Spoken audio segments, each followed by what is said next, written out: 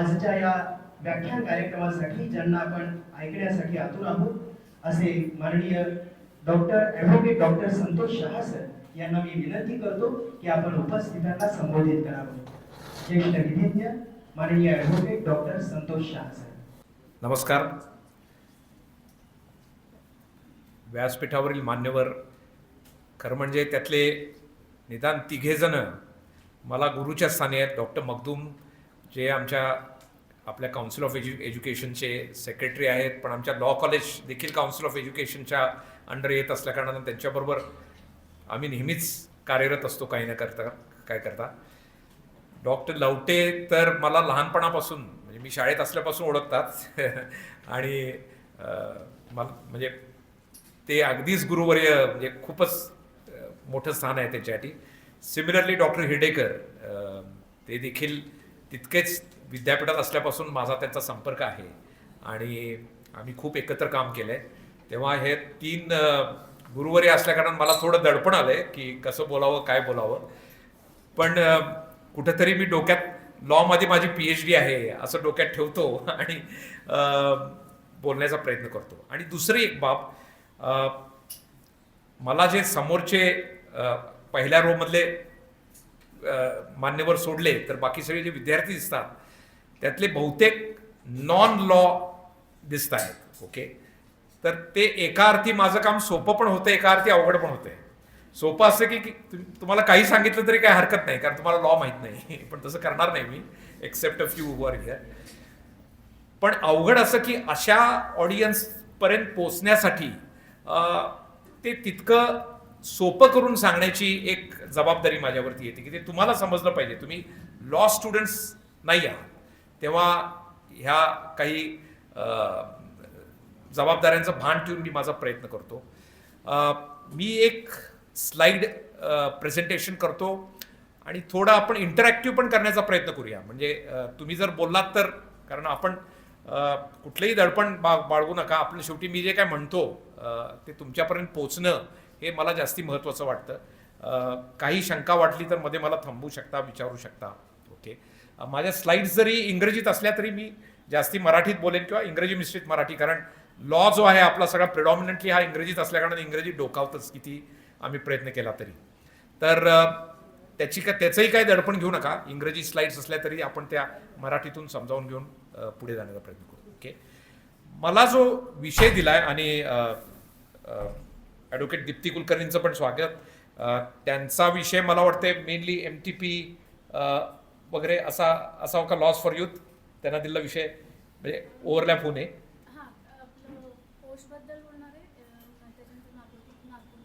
Okay okay, आणि IT. Okay, ठीक आहे. म्हणजे ओव्हरलॅप होण्याची शक्यता फार कमी आहे. मी तिकडे फार कमी जाणार आहे. त्या पण तितक्याच चांगल्या वक्त्या आहेत, अभ्यासू आहेत, त्यांचं तुम्ही ऐकालच. मला जो जनरल टॉपिक दिला गेला आहे तो म्हणजे laws for the youth. Okay, याचा आपण विचार करू की तरुण वर्गासाठी काय आपल्याला कायद्याच्या दृष्टिकोनातून विचार करावा लागेल. ओके, तर मी पुढची स्लाइड दाखवण्याच्या ऐवजी अगोदर मीच तुम्हाला विचारतो की कायद्याचा विचार करावयाचा झाला आपल्याला भारतामध्ये तर पहिल्यांदा ह्याला काय कायद्याचे विद्यार्थी वगैरे असायचं कारण नाही. कुठल्या कायद्याचा प्रथम विचार करावा लागेल हे तुम्ही कुणी सांगू शकेल का मला? भारताचे नागरिक म्हणून कायद्याचा विचार आपल्याला करायचा तर पहिल्यांदा तुम्ही कुठल्या कायद्याचा विचार कराल? करेक्ट, इंडियन कॉन्स्टिट्यूशन, भारतीय संविधान. का बरं भारतीय संविधानाचाच विचार पहिल्यांदा का करावा लागतो? कारण सगळ्या कायद्यांचा जन्म जो आहे तो तिथूनच होतो. आपल्या सगळ्या कायद्यांचा जन्म तिथून होतो. भारतीय राज्यघटनेमध्ये 3 लिस्ट आहेत. एक म्हणतात युनियन लिस्ट म्हणजे केंद्र शासन, एक स्टेट लिस्ट राज्य शासन, आणि एक कॉन्करंट म्हणजे दोन्हीसाठी. त्यामध्ये जे विषय आहेत त्याप्रमाणे कायदे केले जातात. म्हणजे एखादा विषय हा युनियन लिस्टमध्ये असेल तर युनियन गव्हर्नमेंट त्या बाबतीत कायदा करतो. स्टेट लिस्टमध्ये असेल तर स्टेट गव्हर्नमेंट कायदा करते. एखाद्या बाबतीत दोन्हीही युनियन आणि स्टेट दोन्हीही कायदे, दोन्ही युनियन गव्हर्नमेंट किंवा स्टेट गव्हर्नमेंट कायदे करू शकते. तेव्हा सर्व कायद्यांचा उगम जो आहे तो इंडियन कॉन्स्टिट्यूशनमध्ये आहे. राईट, आपण पुढची स्लाइड बघू शकतो. हो, रिमोट मॅडच आहे. ओके, कायद्याचा विचार करताना अगदी आपण काही बेसिक किंवा सोप्या गोष्टी आधी बघूया. असं अजिबातच कुणी डोक्यात घेऊ नये की कायदा म्हणजे फार काही क्लिष्ट, फार काही अवघड, फार काही मोठं, जरी तशी भाषा असली काही वेळा आणि ती बऱ्याच वेळा वकिलांच्या सोयीसाठी तयार केलेली असते, तरी कायदा म्हणजे इट्स रोबस्ट कॉमन सेन्स. तुमचा कॉमन सेन्स जे काही सांगतो तोच कायदा असतो. ओके, तेव्हा तुम्ही विचार केला तर जर एखादा कायदा तुम्हाला असं वाटलं की हे कॉमन सेन्सच्या पेक्षा वेगळा आहे, तर there is something wrong with that law that needs to be corrected, आणि ते काही वेळा कोर्ट करेक्ट करतात, काही वेळा लेजिस्लेचर करेक्ट करतं, असं असू शकतं. तेव्हा तुमचा जर कॉमन सेन्स जर शाबूत असेल, आणि आता येडेकर सर म्हटले त्याप्रमाणे हल्ली युवा पिढीत जरा कॉमन सेन्सच्या बाबतीत काही वेळा अनकॉमन काही गोष्टी झालेल्या आहेत, त्या जर आपण पुन्हा कॉमन केल्या तर मला वाटतं कायदा तुम्हाला समजणं अत्यंत सोपं जाईल. Okay, law is robust common sense, हे पहिल्यांदा लक्षात घ्या. म्हणून आम्ही म्हणतो की laws are felt necessities of time. म्हणजे समाजात जसे बदल होतात त्याप्रमाणे कायद्यात बदल होणं अपेक्षित असतं, आणि ते होत असतात. काही वेळा समाजातील बदल आणि कायद्यातील बदल हे एकत्र मॅच करतातच असं नाही.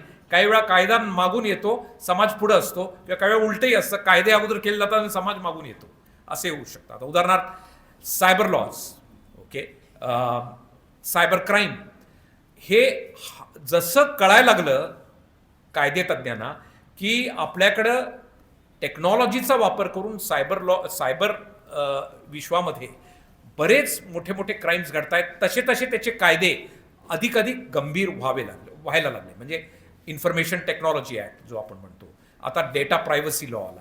हे सगळं कुठून निर्माण झालं? कारण समाजात झालेले बदल हे यामुळं याचं रूपांतर आपण कायद्यात करतो. कायद्याचा कुठलाही हेतू काय असतो? एक मेन हेतू कायद्याचा to regulate human conduct. See, आपण एका व्यवस्थेत राहतोय, एका समाज व्यवस्थेत राहतोय, त्यामध्ये काही नियमावली नसेल तर जंगलराज होईल, आपण त्याला अनार्की म्हणतो. तसं होऊ नये म्हणून कायद्यानुसार आपण टू रेग्युलेट ह्युमन कंडक्ट जे काय आवश्यक आहे ते वेळोवेळी आपण करतो. आता तुम्हाला माहिती आहे की भारतीय राज्यघटनेमध्ये त्याचे 3 अंग आहेत. भारतीय राज्यघटनेचे मुख्य अंग, एकाला म्हणतो आपण लेजिस्लेचर, एकाला एक्झिक्युटिव्ह आणि एकाला ज्युडिशियरी. लेजिस्लेचर म्हणजे काय, कोणी सांगू शकेल? लेजिस्लेचरमध्ये काय असतं? किंवा कायदे मंडळ मराठीत म्हणतात. कोण असतं कायदे मंडळात? जनरली सांगा, आपण फार काय खोलात लॉ फार शिकायचं नाही इथे. कायदे मंडळात कोण असतं? खासदार, आमदार, नगरसेवक, हे सगळं कायदे मंडळच आहे, बरोबर आहे. जिल्हा परिषद आता येत आहे. ओके, हे लोक काय करतात? कायदे बनवतात, बरोबर आहे. याला लेजिस्लेचर म्हणतो, बरोबर. इंडियन पार्लमेंट पासून अगदी खालती जिल्हा परिषद लेवलपर्यंत आता ज्या निवडणुका होतात, अगदी ग्रामपंचायत लेवलपर्यंत, बरोबर आहे. दुसरा आहे एक्झिक्युटिव्ह. एक्झिक्युटिव्ह मध्ये कोण येतं? एक्झिक्युटिव्ह म्हणजे कायद्याची अंमलबजावणी करण्याची जी कृती आहे ती करणारे एक विंग आहे, ते म्हणजे संपूर्ण prime ministers office, prime minister, त्यानंतर कॅबिनेट मिनिस्ट्री, स्टेट मिनिस्ट्री, ह्या सगळ्या मिनिस्ट्रीज, त्याच्या खालचं secretarial, police machinery, collectors machinery, हे सगळे एक्झिक्युशनमध्ये, कायद्याची अंमलबजावणी करण्यामध्ये कायम हे लोक व्यस्त असतात, बरोबर आहे. आणि ज्युडिशरी, ज्याचा आम्ही भाग असतो, ज्याच्यामध्ये वाद निर्माण झाले कुठल्याही प्रकारे समाजात, मग त्यात कोणी पार्टी असो, काही वेळा सरकार पार्टी असतं, काही वेळा प्रायव्हेट पार्टीज असतात, त्याच्यामधले वाद हे ज्युडिशरीत येतात आणि ज्युडिशरी त्यावर निकाल देतं आणि ते सुप्रीम कोर्टापर्यंत जातात. अशी ही 3 अंग ही कुठल्याही म्हणजे आपल्या राज्यघटनेच्या अंतर्गत ही कायम कार्यरत असतात. आता लॉज आर, प्रॉब्लेम जो असतो किंवा प्रॉब्लेम जो आपण बघतो तो कायदे चांगले असतात, लेजिस्लेचर कायदे चांगले करतं. ओके, आपल्या देशात मुख्य प्रॉब्लेम जो आहे, ज्युडिशरी सुद्धा निकाल वगैरे चांगला देतात, मुख्य प्रॉब्लेम काय असेल तर our laws are not implemented properly, और इम्प्लिमेंटेशनमध्ये there is lot of failure. त्याचा आपण विचार केला पाहिजे की इम्प्लिमेंट आपले कायदे का होत नाही. ओके, आणि हे केवळ एक्झिक्युटिव्हचं फेल्युअर म्हणून चालणार नाही, ते तुमच्या आमच्यावर पण अवलंबून असतं. कारण कायद्याची अंमलबजावणी, कायद्याचं पालन हे कुणी करायचं असतं? तुम्ही आणि आम्ही करायचं असतं. जर आपण पालन केलं नाही तर मग ते नुसते कायदे पेपरवरती राहतात आणि तुमची पोलीस मशिनरी किंवा ज्युडिशियरी ही सगळे जे अपालन करत असतात त्यांच्यावरती काम करण्यासाठी तितकं काम ते करू शकत नाही. तेव्हा ते आपले कर्तव्य आहेत. मी पुढे आणखी थोडे विस्ताराने सांगेल की इम्प्लिमेंटेशन ऑफ लॉमध्ये आपला फार मोठा रोल आहे ॲज सिटिझन्स, आणि तो आपण ॲज सिटिझन्स पाळणं हे अतिशय महत्त्वाचं आहे. शेवटचं justice Cardozo, life of law is not logic but experience. अनुभवातून कायदे निर्माण होत असतात. खरं म्हणजे लवटे सर आणि हिरडेकर सर असल्या कारण कुठल्याही पुस्तकाचा मी उल्लेख करण्याअगोदर खूप विचार करायला पाहिजे. किती वाचतात दोघंही मला माहिती आहे. एक पुस्तक आहे रॉबर्ट फुलगम म्हणून, आपल्याला आपल्या लायब्ररीत असेल किंवा मिळेल, ते ऑनलाईन पण अवेलेबल आहे. त्याचं टायटल असं आहे, all I really need to know I learn in kindergarten. म्हणजे तुम्हाला जे काही शिकायचं आहे आयुष्यात, कायद्याविषयी असो कशाविषयी असो, तुम्हाला ते खरं म्हणजे बालवाडीत शिकवलं गेलेलं आहे, असं त्याचं टायटल आहे. आणि त्यांनी विस्तारानं ह्या अशा छोट्या छोट्या गोष्टी मांडल्यात आणि मी जरा ते बघितल्यावरती मला लक्षात आलं, अरे कायदे पण याच विषयावरती आहे. आता एक एक छोटी छोटी गोष्ट आपण बघूया. Share everything. ओके, तुम्हाला बालवाडीत शिकवलंय ना की तुम्ही डबा घेऊन गेला तर तुमच्या मैत्रिणींबरोबर मित्राबरोबर तो शेअर करा. हेच कायद्यात आम्ही म्हणतो की if you have property, share it with your brother, share it with your sister. आता तर महिलांना देखील अँसेस्ट्रल प्रॉपर्टीमध्ये अधिकार दिला गेला आहे. So share everything. If you don't share then there is a fight. हेच आता कायद्यात आलं आहे. फक्त ते जरा गांभीर्यानं आणि मोठ्या शब्दात केलं असते, पण त्याचा गाभा हाच आहे. Play fair. Okay, you have to be fair to each other. तुम्ही एकमेकांच्या बरोबर एखादं अग्रीमेंट केलं, एखादा कॉन्ट्रॅक्ट केला, तर तुमची ही ड्युटी आहे की त्यानुसार तुम्ही वागलं पाहिजे. If you don't then you are not fair आणि मग ते त्याच्यामधून वाद निर्माण होऊ शकतात. Don't hit others. तुम्हाला शाळेत नेहमी सांगितलं तर अरे मारू नको, अगं मारू नको. तेच आता मारामारी हा गुन्हा केला गेला. Okay, so put things back where you have found them. दुसऱ्याच्या वस्तू घेणं, स्नॅच करणं, दुसऱ्यावरती कुठल्याही प्रकारे अन्यायकारक वागणं, आपल्या वागण्याचा दुसऱ्याला त्रास होईल असं काही करणं, हे अजिबात करू नये. ते केलं तर तुम्ही कायद्याचा भंग करता हे समजावं. Clean up your own mess. सगळे जे पर्यावरण विषयक कायदे आहे, एन्व्हायरमेंटल लॉज, हा जो मेस केला आहे आपण, म्हणजे पाणी, एअर, वाईल्ड लाईफ, ह्याचा सगळा जो मेस करतो तो करू नये म्हणून environmental laws. Because we are not cleaning up. किंवा कचरा कुठेही टाकणे, स्पिटिंग, ह्या ज्या गोष्टी आहेत ह्या करू नयेत. त्यालाच म्हणतात clean up your own mess. त्याचे आता कायदे करायला चालले आहेत. Say you are sorry when you hurt somebody. Okay, say sorry, say thank you. These are very good words. If you say that then many of the things in life will be simpler. हां, आता भारतीय राज्यघटनेमध्ये तुम्ही जी आपण प्रिॲम्बल म्हणतो, okay, त्याची जी प्रास्ताविकता आहे, त्यामध्ये पहिले जर शब्द तुम्ही पाहिले तर it says we the people of India. म्हणजे भारतीय राज्यघटना कुणी दिली आहे, कुणाला दिली आहे? पहिले शब्द काय सांगतात? We the people of India. म्हणजे कुणी दिली आहे ही राज्यघटना? कुणी दिली आहे, कुणासाठी दिली आहे? लोकांसाठी दिली आहे. म्हणजे आणि यामध्ये आणि पूर्वीच्या फ्रीडम फाईटमधून निर्माण झालेली ही राज्यघटना आहे जी लोकांसाठी अर्पित केली आहे. ब्रिटिश राज गेलं, आता आम्ही ठरवणार आमच्यासाठी काय चांगलं आहे, काय केलं पाहिजे. म्हणून पहिले शब्द आहेत सॉव्हरिन. आम्ही सॉव्हरिन आहोत. आम्ही ठरवणार आमच्या देशात कशा पद्धतीनं कायदे केले गेले पाहिजेत. कुठलीही त्रयस्थ पॉवर आम्हाला येऊन आमच्यावरती जबरदस्ती करू शकत नाही. सॉव्हरिन, सोशलिस्ट, सेक्युलर. आम्ही सेक्युलर आहोत. म्हणजे स्टेट पूर्वीच्या ओल्ड ब्रिटिश टाइम्समध्ये स्टेट हे बऱ्याच वेळा जे धर्म जो असायचा किंवा धर्म जे सांगायचं तेच स्टेटनं ऐकायचा असा एक प्रघात होता. म्हणजे स्टेट आणि चर्च म्हणतात एक होतं. पण पुढे स्टेट आणि चर्च वेगळं केलं. स्टेट हे वेगळं, चर्च हे वेगळं. म्हणजे तुमच्या धार्मिक ज्या भावना आहेत त्या तुम्ही कुठलाही धर्म आचरण करा. कुठलाही धर्म आचरण करायचा नसेल, नास्तिक असाल तर तेही ठीक आहे. तुमची ती जी वैयक्तिक जी तुमची लिबर्टी आहे ती तशीच राहील. स्टेट मात्र कुठल्याही धर्माचं आपलं असणार नाही. आपलं स्टेट असा काही समज असू नये की आपलं स्टेट हिंदू आहे किंवा मुस्लिम आहे किंवा कुठल्या. आपलं स्टेट हे सेक्युलर आहे. समसमान आहे. तुम्ही कुठल्याही जाती धर्माचे असेल तरी स्टेट पुढे तुम्ही सगळे सारखेच आहात, हे आपल्या राज्यघटनेच्या प्रास्ताविकेतच लिहून दिले. So sovereign socialist secular Republic, त्याच्यामध्ये जस्टिस, लिबर्टी, पहिलं जस्टिसमध्ये जस्टिस हे इकॉनॉमिक, सोशल, ह्या सगळ्या प्रकारचे जस्टिस त्यामध्ये इन्क्लुडेड आहे. सोशल, इकॉनॉमिक आणि पॉलिटिकल, म्हणजे केवळ कोर्टात जो न्याय होतो तोच न्याय नाही, तर सोशल जो जस्टिस आहे, सामाजिक न्याय, पॉलिटिकल जस्टिस, पॉलिटिकल न्याय, इकॉनॉमिक जस्टिस, आर्थिक न्याय, हा सगळा हा राज्यघटनेत अभिप्रेत आहे. लिबर्टी, मी म्हटलं त्याप्रमाणे thought, expression, belief, faith and worship, तुम्हाला सर्व प्रकारचे फ्रीडम, ते आणखी आपण विस्तारानं थोडं बघू, हे दिले गेले आहेत. आणि equality of status and of opportunity, म्हणजे कायद्यासमोर सगळे समान आहेत, कायद्याचं संरक्षण सगळ्यांना समान आहे, हे आपल्या राज्यघटनेचा हा गाभा आहे. आणि हा आपण लक्षात ठेवून पुढे जाऊया. पहिलं सर्वात महत्त्वाचा राज्यघटनेमधला चॅप्टर जर असेल तर त्याला आम्ही पार्ट 3 फंडामेंटल राईट्स, मूलभूत अधिकार हा म्हणतो.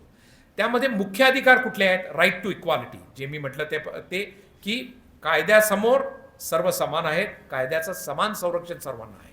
ओके, म्हणजे तुम्ही कुठल्या जाती धर्माचे आहात, तुमचं वय काय, तुम्ही श्रीमंत आहात का गरीब आहात, वगैरे वगैरे गोष्टी हे कुठल्याही कायद्यासमोर त्यामुळं असमानता ही केली जाणार नाही. मात्र त्याचाच एक भाग आहे, इक्वॅलिटी आणण्यासाठी आपल्याला पॉझिटिव्ह डिस्क्रिमिनेशन करावं लागतं. म्हणजे जे अनइक्वल आहेत त्यांना इक्वल करण्यासाठी काही कायदे केले जातात, त्यालाच आपण काय म्हणतो? Reservation. Okay, reservation for socially economically backward class, reservation for women, reservation for children, हे सगळं जे आलं ते इक्वॅलिटी आणण्यासाठी आलं आहे. सो राईट टू इक्वालिटी हा पहिला महत्त्वाचा राईट आहे. राईट टू फ्रीडम, त्यात काय काय अंतर्भूत आहे आपण बघूया. राईट अगेन्स्ट एक्सप्लॉयटेशन, म्हणजे चाइल्ड लेबर, वयाच्या 14 वर्षापर्यंत चाइल्ड लेबर हे बेकायदेशीर आहे. Right to freedom of religion, मी म्हटलं त्याप्रमाणे ते आहे. Cultural and educational rights, right to आणि यातल्या कुठल्याही राईटचा भंग झाला किंवा कुठल्याही सरकारच्या कृतीमुळं, कायद्यामुळं जर भंग झाला तर ती तुम्ही भारतीय राज्यघटनेप्रमाणे हायकोर्ट किंवा सुप्रीम कोर्टमध्ये चॅलेंज करू शकता. आणि हायकोर्ट किंवा सुप्रीम कोर्ट तुम्हाला त्या बाबतीत प्रोटेक्शन देऊ शकतं. केलेले कायदे देखील ते राज्यघटनेशी सुसंगत नसतील, फंडामेंटल राईटशी सुसंगत नसतील तर ते कोर्ट हे त्याला अनकॉन्स्टिट्युशनल ठरवू शकतात. असाही राईट, म्हणजे त्याला आम्ही म्हणतो राईट टू कॉन्स्टिट्युशनल रेमेडीज, हा आपल्या राज्यघटनेमध्ये दिला गेलेला आहे. तर right to equality, everyone is equal before law, मी म्हटलं त्याप्रमाणे prohibition of discrimination on the grounds of religion, race, caste, sex और प्लेस ऑफ बर्थ. उदाहरणार्थ शॉप्स आणि हॉटेल्स, पूर्वीच्या काळी तुम्ही कदाचित ऐकलं असेल, वाचलं असेल की काही क्लब्समध्ये अशा पाट्या बाहेरलेल्या असायच्या की इंडियन्स आर नॉट अलाउड. आता कुठल्याही तशा रेस्टॉरंटमध्ये किंवा हॉटेलमध्ये असं कुणालाही prohibition on the grounds of your religion वगैरे केलं जाऊ शकत नाही. पॉझिटिव्ह डिस्क्रिमिनेशन मी सांगितलं. आणि पब्लिक एम्प्लॉयमेंटमध्ये there will be equal opportunity, म्हणजे जे काही सरकारच्या नोकऱ्या आहेत त्यात सर्वांना समान संधी मिळेल. आता फ्रीडम्स जे आहेत ते अतिशय महत्त्वाचे आहेत. आणि हे नेहमी लक्षात घ्या, आम्हाला कायदा जेव्हा शिकवला जातो तेव्हा कुठलाही राईट किंवा कुठलाही फ्रीडम जेव्हा येतो तेव्हा त्याबरोबरच कर्तव्य पण येतं.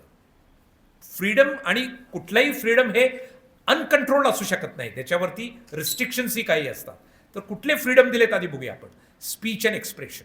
ओके, तुम्हाला स्पीच आणि एक्सप्रेशन, त्याच्यामध्ये मग राईट टू फ्री प्रेस आला, मीडिया आला. ओके, तुमची सोशल मीडिया आली. ओके, ह्याच्यात स्पीच अँड एक्सप्रेशनमध्ये तुम्हाला पूर्णपणे लिबर्टी आहे. पण खाली बघा, त्या स्पीच अँड एक्सप्रेशनचा वापर करून, सोशल मीडियाचा वापर करून, प्रेसचा वापर करून आपण जर कुणाला डिफेम करायला लागलो, ओके, कुणाला स्ट्रोल करायला लागलो, ओके, तर ते अलाउड नाही. Then you are coming on the wrong side of the law. Okay, तर स्पीच अँड एक्सप्रेशन हे आपण कोणत्या मर्यादेत वापरायचं आहे आणि यातूनच पुढे राईट टू इन्फॉर्मेशन जो कायदा अस्तित्वात आला तो यातून निर्माण आला. हे लक्षात घेतलं पाहिजे की येस, स्पीच अँड एक्सप्रेशन आहे, म्हणजे हे इतकं महत्त्वाचं आहे की ओल्ड कम्युनिस्ट कंट्रीमध्ये हे स्पीच अँड एक्सप्रेशनचा राईट ओल्ड रशिया ओल्ड चायनामध्ये नव्हता. म्हणजे तुम्ही राज्यकर्त्यांच्या विरुद्ध सरकारच्या विरुद्ध बोलू शकत नव्हते. तिथे इवन झेरॉक्स मशीन पण अलाउड नव्हतं. का? कारण एक झेरॉक्स मशीन असेल तर एका या प्रतीच्या 100 प्रती होतात आणि इन्फॉर्मेशन स्प्रेड्स. त्यांनी ते पूर्ण कंट्रोल ठेवला होता. ओके, अशा देशात लोक राहिलेले आहेत. पण आपण सुदैवानं we have freedom of speech and expression. पण त्यात आपण ही मर्यादा पाहिली पाहिजे की आपल्या स्पीच अँड एक्सप्रेशनमधून आपण कुणाचं तरी डिफेम करणं, कुणाची तरी बदनामी करणं हे मुळीच अलाउड नाही. नाहीतर तसं केलं तर you are on the wrong side of the law. तो एक ऑफेन्स, तो गुन्हा होऊ शकतो. टू असेंबल विदाउट आर्म्स, एकत्र येण्याचा अधिकार. To move freely anywhere within the territory of India, हेही तुम्हाला स्पष्ट असलं पाहिजे. असा कुठेतरी काही लोकांच्यात समज आहे की उदाहरणार्थ महाराष्ट्रात फक्त महाराष्ट्रीयन लोकांनीच राहिलं पाहिजे, उत्तर प्रदेशमध्ये फक्त असं काही नाही. Constitution gives you a right to move freely throughout the territory of India. म्हणजे तुम्हाला जर वाटलं की उद्या आसाममध्ये जाऊन सेटल व्हायचं आहे, you have every right to do so. Okay, next, to reside and settle anywhere within the territory of India. To practise any profession, तुमच्या चॉईसचं profession, trade, business, as long as it is legal करण्याचा तुम्हाला कायदेशीर अधिकार आहे.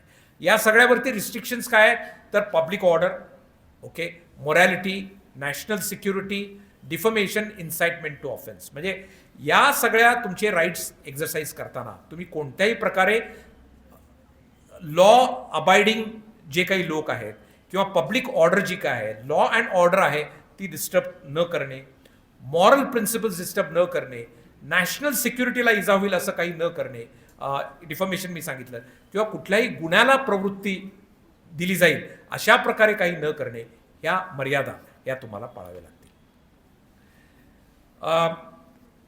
सर्वात महत्त्वाचं article जे कॉन्स्टिट्यूशनमध्ये जे आज मांडलं जातं आणि ज्यामध्ये सर्वोच्च न्यायालयानं खूप काही काम केलं आहे, आणि खरं म्हणजे आजचाच न्यूजपेपर तुम्ही वाचला असेल तर तुम्हाला एक मोठं जजमेंट सुप्रीम कोर्टचं या आर्टिकलवर दिसेल. तुम्ही सांगू शकता कुठलं आज आर्टिकल 21 वरती? करेक्ट. ओके, आर्टिकल 21 म्हणतो आम्ही, कलम 21. तसं म्हटलं तर कलम 21 एवढंच म्हणतं की तुम्हाला जीविताचा अधिकार आहे, तुम्हाला जगण्याचा अधिकार आहे. तुमचं जगणं किंवा तुमचा फ्रीडम जो आहे तो स्टेट काढून घेऊ शकणार नाही. काढून घेऊन कधी शकतो? कायद्याची एक प्रोसेस आहे, त्यानुसारच काढून घेऊ शकतो. उदाहरण द्यायचं झालं तर आणि हे इवन या देशात येणाऱ्या परदेशी नागरिकांना लागू आहे. उत्तम उदाहरण म्हणजे अजमल कसाब. ओके, अजमल कसाब, आपण त्याला बघितलं होतं, तो VT स्टेशनवरती जाऊन त्यानं गोळ्या मारल्या, त्याचे व्हिडिओ व्हायरल झाले होते. तरी पण आपण लगेच त्याला शूट केलं का? नाही. त्याला लगेच फाशी दिली का? नाही. ट्रायल कोर्टापासून हायकोर्टपर्यंत, सुप्रीम कोर्टापर्यंत त्याची एक ट्रायल केली गेली. ओके, त्याला वकील इथं कोण घ्यायला वकीलपत्र तयार नव्हतं म्हणून त्याला सरकारनं वकील दिले आणि शेवटी कायद्यानुसार त्याच्यावरचा गुन्हा सिद्ध झाल्यावरतीच त्याला फाशी दिली गेली. म्हणजे जीविताचा अधिकार हा इतका मौल्यवान आहे. हे झालं फक्त गुन्ह्यापुरतं. पण पुढे सुप्रीम कोर्टच्या असं लक्षात आलं की राईट टू लाईफ म्हणजे केवळ जनावरासारखं जगणं असं नाही ना. माणसाला कम्फर्टेबल, आनंदात जगण्यासाठी जे जे आवश्यक आहे ते सगळं राईट टू लाईफमध्ये येऊ शकतं.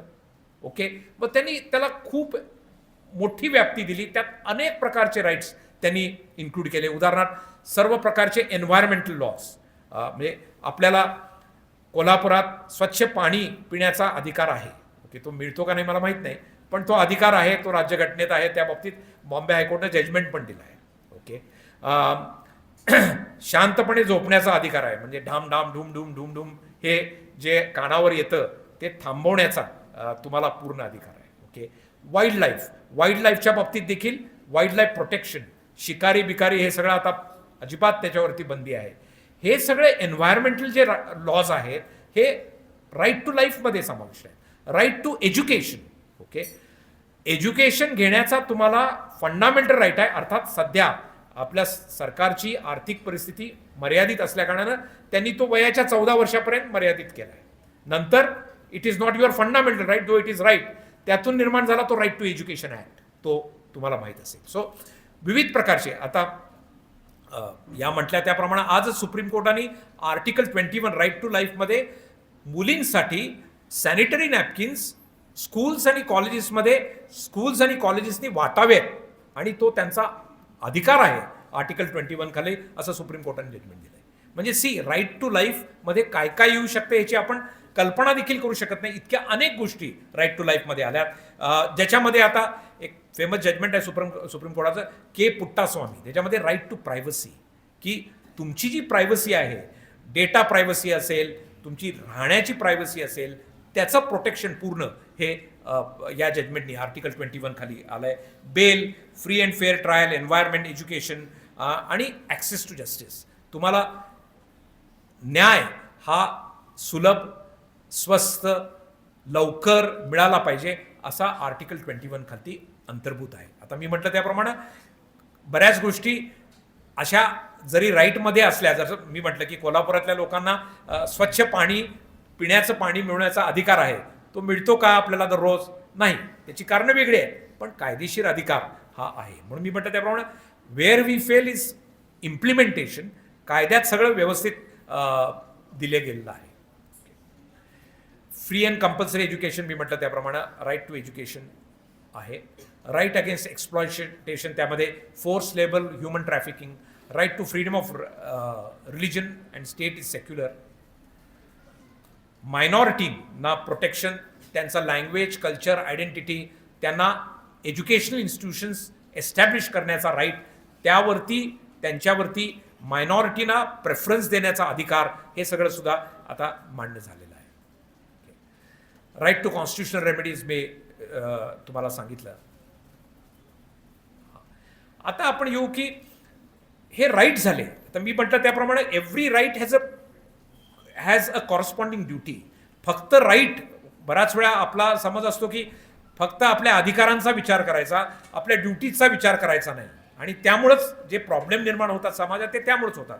तर आपल्या ड्युटीज पण राज्यघटनेत दिलेल्या आहेत, त्या कुठल्या आहेत आपण बघूया. एक, to abide by the constitution and respect its ideals and institutions, the national flag and the national anthem. खरं म्हणजे भारतीय राज्यघटना हाच आपला धर्म मांडला पाहिजे आणि त्याचं पालन केलं पाहिजे सगळं. So to abide by the ideals of Indian constitution हा ग्रेटेस्ट धर्म मानला गेला पाहिजे. To cherish and follow the noble ideals which inspired our national struggle to freedom. शेवटी राज्यघटना आणि आपण स्वातंत्र्य जे मिळवलं त्यासाठी जे काही आपल्या फ्रीडम फायटर्सनी केलेलं आहे, ते ज्यासाठी त्यांनी स्ट्रगल केलं आहे, ते आयडियल्स जे आहेत ते कायम आपल्या मनात हे रुजले गेले पाहिजे. To uphold and protect the sovereignty, unity and integrity of India. आपल्या देशावर कुठल्याही कसल्याही प्रकारे जर कुणीही त्रयस्थ पॉवर आक्रमण करत असेल तर आपल्या देशाचं संरक्षण करण्याची ड्युटी. म्हणजे काही काळ तर वेस्टर्न कंट्रीजमध्ये असा प्रघात होता की तुम्ही 18 वर्ष पूर्ण झालं की कंपल्सरली 1 वर्ष शिक्षण बंद, आर्मीत जायचं, आर्मीचं शिक्षण घ्यायचं, परत यायचं, तुमचं मग रुटीन काय असेल ते तुम्ही प्रोफेशन ट्रेड करा. का? इन केस ऑफ नीड, कारण तो वर्ल्ड वॉरचा काळ होता. In case of need you are train to go in army and you can be drafted, त्याला ड्राफ्टिंग म्हणायचं. You can be drafted for war. म्हणजे तुम्ही सैनिक असायला पाहिजे असं नाही, जर वेळ आली तर नागरिकांचं देखील हे कर्तव्य आहे की you must defend your country and you must defend the sovereignty of the country. Okay, पुढे ह्युमन राईट्समध्ये मधून ते नंतर मग ते अबॉलिश झालं, कंपल्शन ते अबॉलिश झालं, पण त्याचा गाभा जो आहे तो आहे. To defend the country and render national service when called upon to do so, हेच तिथे आलं आहे. ओके, आता या प्रकारचे बरेच कायदे आहेत आपल्याला नॅशनल फ्लॅग, नॅशनल अँथमच्या बाबतीत, सिक्युरिटी, सॉव्हरिनिटी देशाच्या बाबतीत अनेक कायदे त्यातून निर्माण झाले आहेत.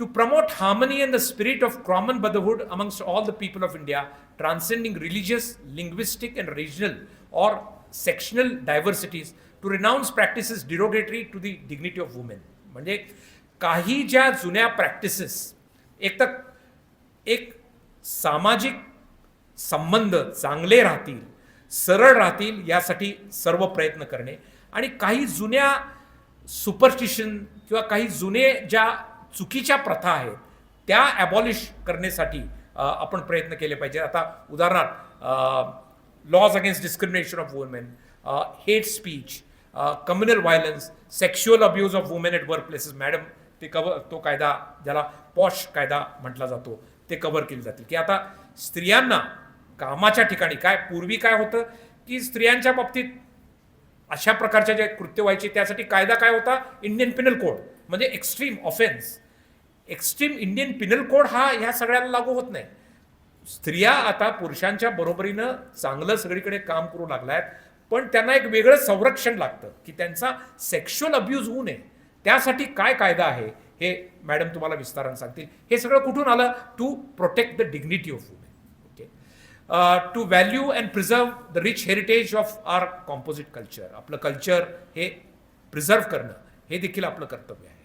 To protect and improve natural environment including forest, lakes, rivers, wild life and to have compassion for living creatures. म्हणजे मी म्हटलं त्याप्रमाणे जे एन्व्हायरमेंटल लॉज आहेत ते सगळे यातून निर्माण झाले. To develop scientific temper, humanism and spirit of inquiry and reform. मला वाटतं हे फार महत्त्वाचं आहे या देशात. टू डेव्हलप सायंटिफिक टेम्पर म्हणजे प्रत्येक गोष्टीचा आपण शिक्षण क्षेत्रात आहोत, शास्त्रीयरित्या विचार केला पाहिजे.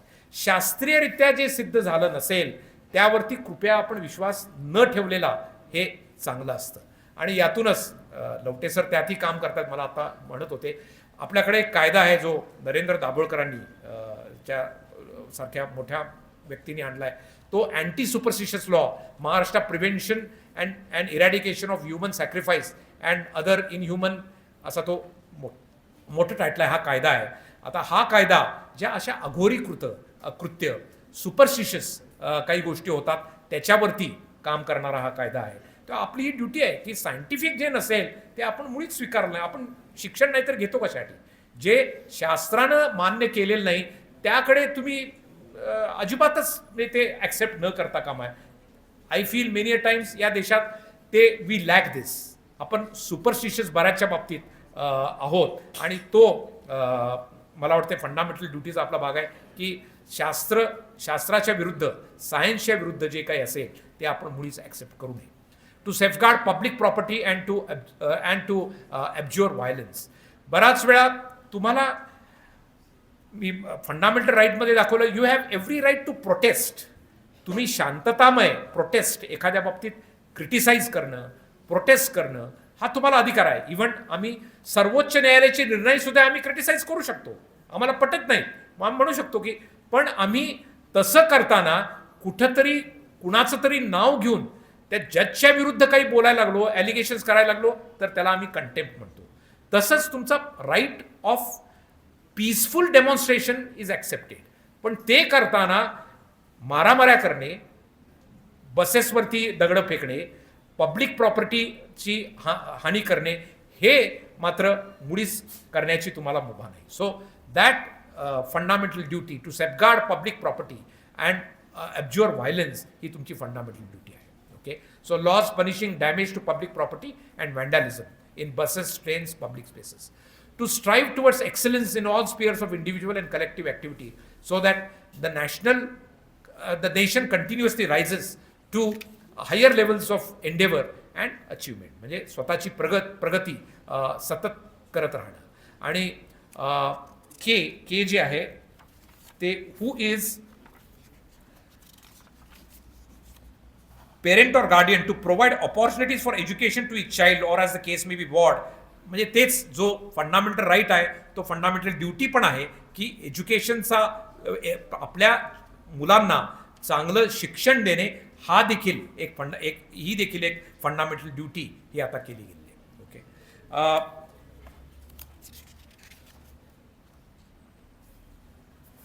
छोट्या छोट्या गोष्टीमधून ओके मला वाटतं आपण कायद्याचं पालन करायला नक्की शिकू. अगदी छोटी गोष्ट ओके, आपण रस्त्यावरून जाताना ट्रॅफिकच्या नियमांचं पालन करतो का? नाही करत. आणि एखाद्या वेळी पोलिसांना पकडलं तुम्हाला तर आपण दंड लगेच देतो का? नाही देत. आपण काय करतो? वडिलांना फोन करतो, बरोबर आहे, किंवा आणखी कोणी मोठी असेल तर आणि कुणाला तरी फोन करतात. इथेच कायदा भंगाची मला वाटतंय, आणि ही पेरेंट्सची पण ड्युटी आहे, आमची पण ड्युटी आहे की अशा वेळी आपण पण आपल्या मुलाला सांगितलं पाहिजे की if you have breached a traffic rule pay the fine. Okay, असं आपण करत नाही. ते चुकवायचा प्रयत्न करतो, त्या पोलिसाला गोंजारण्याचा प्रयत्न करतो आणि कोणाचा तरी दबाव आणायचा प्रयत्न करतो. इथेच कुठेतरी आपली मानसिकता निर्माण होते की कायदे मोडायचे असतात. छोटी गोष्ट आहे, पण आपणच आपल्या घरातून याची सुरुवात करतो आणि ती पुढे मग काही वेळा ती फार मोठी होऊ शकते. So traffic rules simple thing, पण ती आपण पाळत नाही. ती पाळले तर त्यातूनच एक संदेश सगळ्यांना जाऊ शकतो चांगला. अँटी रॅगिंग, तुम्ही एज्युकेशन इन्स्टिट्यूशन्समध्ये आहात, एज्युकेशन इन्स्टिट्यूशन्समध्ये तुमची ही ड्युटी आहे की तुम्ही रॅगिंग किंवा कुठल्याही तुमच्या मित्राला मैत्रिणीला कमीपणाचं कुठल्याहीमुळं वाटेल, ओके, त्याला राग येईल, अशा प्रकारे कुठलंही कृत्य करणं याच्या बाबतीत गंभीर कायदे आहेत. तुम्ही तुमच्या एज्युकेशन इन्स्टिट्यूशनमधून तुम्हाला काढून देखील टाकलं जाऊ शकतं आणि असे काही वाईट इन्सिडेंट काही वेळा दुर्दैवानं होतात. अल्कोहोल अँड ड्रग्स, आता हा मोठा प्रॉब्लेम झाला आहे. माझ्या कानावर मी सकाळीच एका म्हणजे नाव घेत नाही, एका मोठ्या कार्यक्रमात होतो जिथे असं मला सांगितलं गेलं की काही कॉलेजेसच्या बाहेर सर्रास, सुदैवानं त्यात कॉमर्स कॉलेज किंवा लॉ कॉलेज नाही, पण काही कॉलेजेसच्या बाहेर सर्रास तरुणींना देखील, ओके, तरुणी या बाबतीत मागे आहेत असं समजू नका, ड्रग्ज आरामात विकले जात आहेत. असं म्हणजे फार विदारक चित्र आहे. आरामात विकले जात आहेत आणि हल्ली मुलं किंवा मुली दारूऐवजी ड्रग प्रिफर करतात. का? कारण दारूचा वास येतो, ड्रगचा येत नाही. मी इथपर्यंत गोष्टी गेल्या. असं असेल तर हे महाभयानक आहे, कारण दॅट कॅन रुईन युअर लाईफ. ह्याच्या बाबतीत कायदे तर आहेतच, ठीक आहे, ड्रिंकिंग आफ्टर 21, 25 वगैरे, ड्रग्ज नॉट अलाउड, पण केवळ कायदा यावरती काम करू शकत नाही. तुम्ही हे तुमच्या आतूनच आलं पाहिजे की ड्रिंकिंग अँड ड्रग्ज आपल्याला कुठं नेऊन सोडतील, ह्याला कायद्याची आवश्यकता आहे का, तेव्हा ह्याची मला वाटते जाणीव. Simple thing like spitting, okay, स्पिटिंगच्या बाबतीत आपल्याला नियम करावे लागतात. आमच्या कोर्टामध्ये पाटी लिहून ठेवली आहे की थुंकणाऱ्यास 500 रुपये दंड होईल. म्हणजे हे this is a failure. Civic sense जो म्हणतो आपण तो नाही. आपण कुठेही थुंकायचं, काही खायचं, कुठेही कचरा टाकायचा. आय थिंक आपली ॲज अ सिटिझन काही ड्युटी आहे की या गोष्टी आपण ॲज अ सिव्हिक सेन्स, त्याला कायद्याची आवश्यकता नाही, हे केलं पाहिजे. ओके, पेरेंट्स, म्हणजे आता एक नवीन कायदा आला आहे जो तुम्हाला माहिती आहे की नाही मला माहीत नाही. It is called senior citizens act. Okay, त्याचा टायटल मोठा आहे. असा कायदा आपल्या, मी म्हणतो ना, laws are felt necessities of time, वेळेनुसार म्हणजे समाजात जे बदल झाले त्यानुसार आता असं कायदे तज्ज्ञांना वाटू लागलं आहे की मुलं ही त्यांच्या आईवडील म्हातारे झाल्यावरती त्यांचा उपयोग संपला म्हणून त्यांच्याकडे लक्ष न देणे, त्यांना टाकून देणे, त्यांची कुठलीही उदरनिर्वाहाची काळजी न करणे, अशा पद्धतीनं वागू लागले. त्यामुळे आता ह्याचा कायदा आलाय की अशा मुलांच्या विरुद्ध आई वडील त्याला कोर्ट म्हणूया आपण, तो अधिकार त्यांनी कलेक्टर ऑफिसमध्ये दिलाय सध्या, तिथे जाऊन एक याचिका दाखल करू शकतात आणि मुलांना फोर्स करू शकतं ती जी ऑथॉरिटी आहे की आई वडिलांसाठी तुम्ही एवढे पैसे उदरनिर्वाहासाठी दिले पाहिजेत मासिक.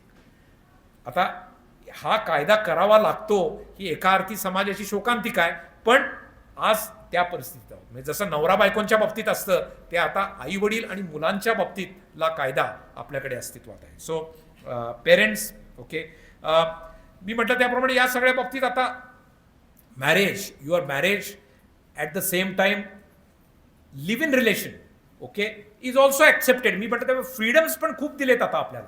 लिव्ह इन रिलेशनला कायद्यानं रेकग्निशन आता आलं आहे, पण again leave in relation, marriage, यासाठी जे काही आवश्यक गोष्टी आहेत, यासाठी जो काही माइंडसेट लागतो तो देखील आपण करणं हे आवश्यक आहे, याची आपण जाणीव मला वाटते ठेवली पाहिजे. So these are some I think aspects which you should know. Cyber law and cyber क्राईम्समध्ये काही गोष्टी फक्त, कारण ते आता I think today's world is a cyber world.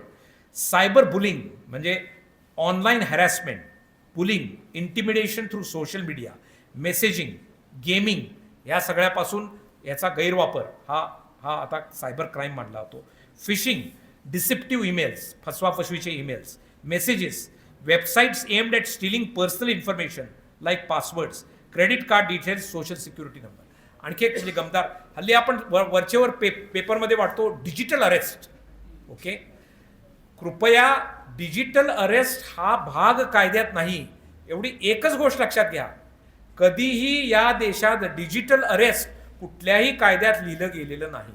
मला कळत नाही मोठे मोठे शिकलेले लोक डिजिटल अरेस्टला बळी पडतात, पण त्याला अनेक कारणं असतील. डिजिटल अरेस्ट होऊच शकत नाही कोणाची. आपल्या कायद्यात जी प्रक्रिया दिली आहे ती पोलिसांमार्फत, पोलीस तुम्हाला बोलवून किंवा तुमच्या घरी येऊनच अरेस्ट करतात.